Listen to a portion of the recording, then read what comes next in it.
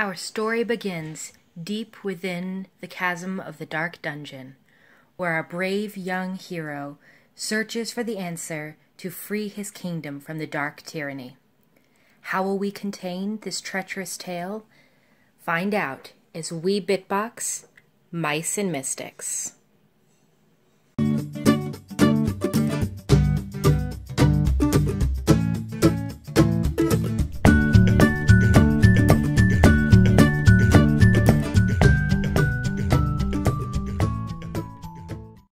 Today we have Mice and Mystics by Plaid Hat Games, and we are going to fit it into a medium BITBOX. And so we've got the boards and the rules. Those will all go into the board sleeve. And there's actually not too much to this game. You just got a lot of miniatures. And as you can see, I keep mine in individual little condiment cups. And if you really wanted, you could shove all of this into a small box. But I can't imagine that that's going to be a very popular idea with all the minis, especially if you've hand-painted them like I have.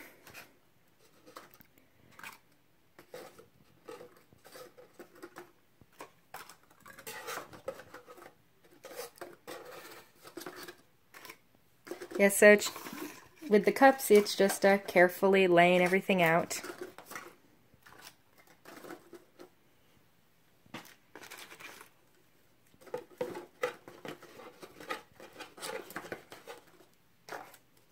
And thankfully, those player cards fit perfectly in the height of the box. So I don't know about you guys, but we absolutely love this game. We don't get to play very often. We've got about 4 separate campaigns going at the same time, so it's slow going to really make much headway in this game. We love it's kind of like D&D, but without having a dungeon master. You just kind of set it up and go. So now you're just putting in all the little tokens, packed nicely around the minis to keep everything stable. You could also use dividers and run a divider through and put your minis on one side and everything on the other. And so there you have it. Mice and Mystics in a medium-sized box.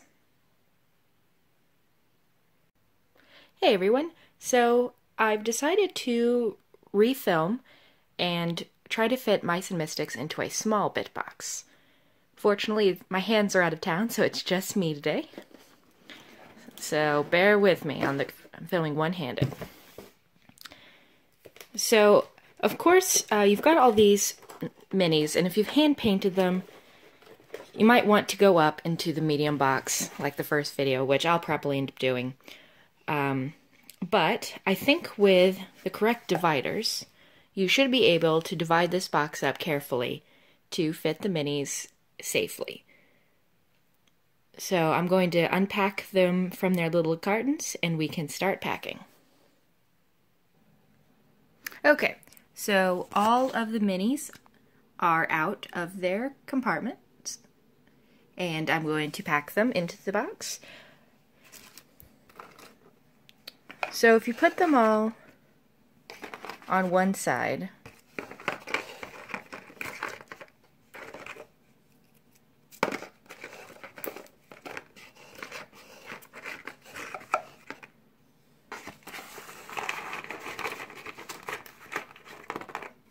unfortunately you will have to layer them.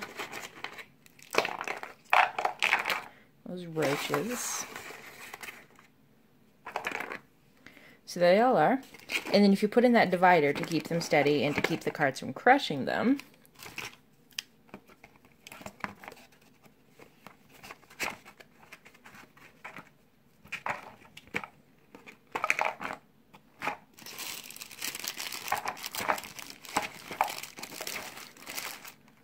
or also you could use all of the little pieces to kind of hold the cards back and provide a nice little barrier. So unfortunately, the player cards do not fit into the BITBOX. Well, actually, let's see if I can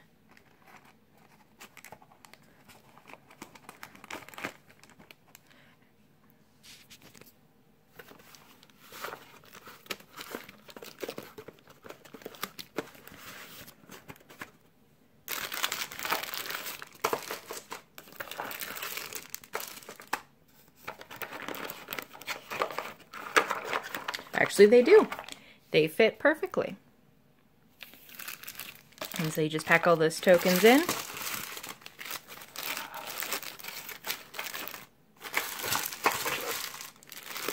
And the dice.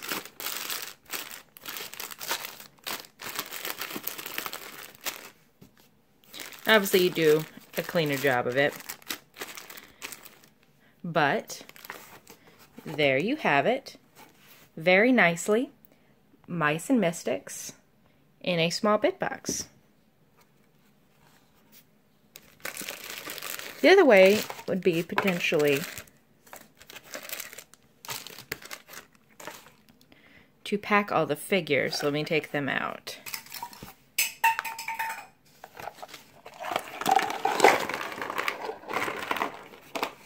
On top of all of these.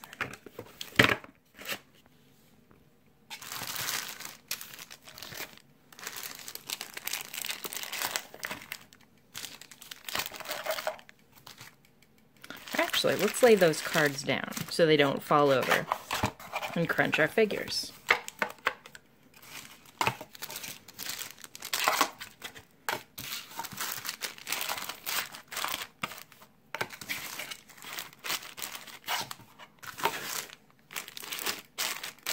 There we go. I think this is the best way to pack this box.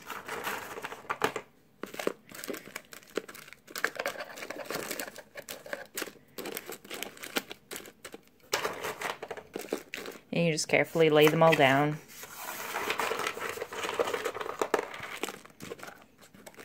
To make sure that none of them, you gotta be careful that centipede doesn't get crunched when you put the lid on.